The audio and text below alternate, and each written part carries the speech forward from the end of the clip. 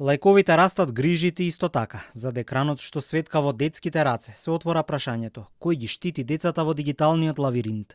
Граѓанската иницијатива за безбедно детство покрена петиција што бара јасни правила, таму каде што алгоритмите одамна немаат кочници. Социјалните мрежи се секојдневие за младите, но не и безбедна зона. Дизајнирани да крадат внимание, но кај децата оставаат под лабоки траги, нарушено ментално здравје, онлайн насилство, опасни трендови и содржини што не се за нивна возраст.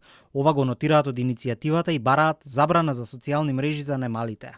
Со вашиот подпис барате да се иницира законска и практична рамка што ќе вклучува строги ограничувања или целосна забрана. Во моментов во нашата држава нема доволно јасни и ефективни механизми за верификација на возраст, ограничување на алгоритамско таргетирање кон деца, засилена заштита на личните податоци на малолетници и брзо отстранување на штетни содржини. Социјалните мрежи не се детска игра, предупредува стручната Фела. Дел од психолозите се на став дека иако интернетот е неопходен дел од современиот живот, штетите што ги носат социјалните платформи за децата стануваат се поочигледни, од непроверени информации и лажни профили до опасни содржини и ризични онлайн трендови. Затоа поддршката оди во насока на јасна и строга забрана на пристапот до социјалните мрежи за најмладите, со став дека кога е во прашање менталното здравје, половични решенија не се доволни, вели психологот Мирјана Јовановска-Стојановска. Да, тоа е придобивка на цивилизацијата, супер е ние сите да го користиме.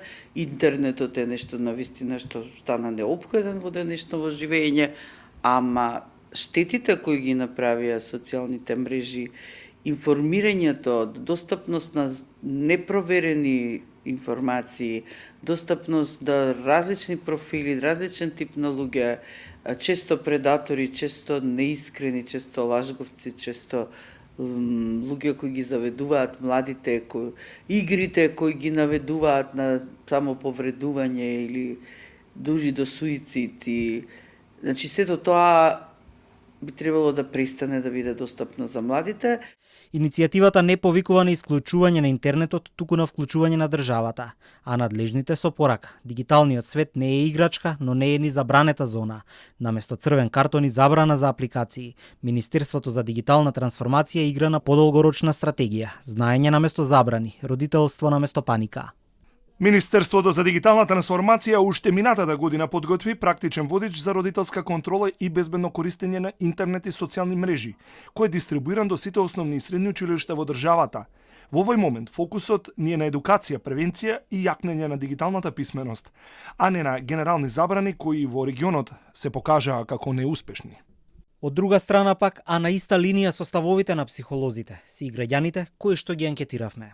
Децата не се способни да прават селекција, што е добро, што е лошо. Треба да има некоја забрана, валјда, ама не знам искрено. Прават више надпревар, кој што да направи, кој што да измисли нешто ново. Земјите низ целиот свет веќе почнуваат да ги сметаат платформите како TikTok, Instagram, Facebook и YouTube за штетни за младите луѓе. Франција, Данска и Грција веќе преземаат конкретни мерки, а возрастни ограничувања најави и Португалија. Слични иницијативи за строга контрола и рестрикции се појавуваат и на ниво на Европската Унија.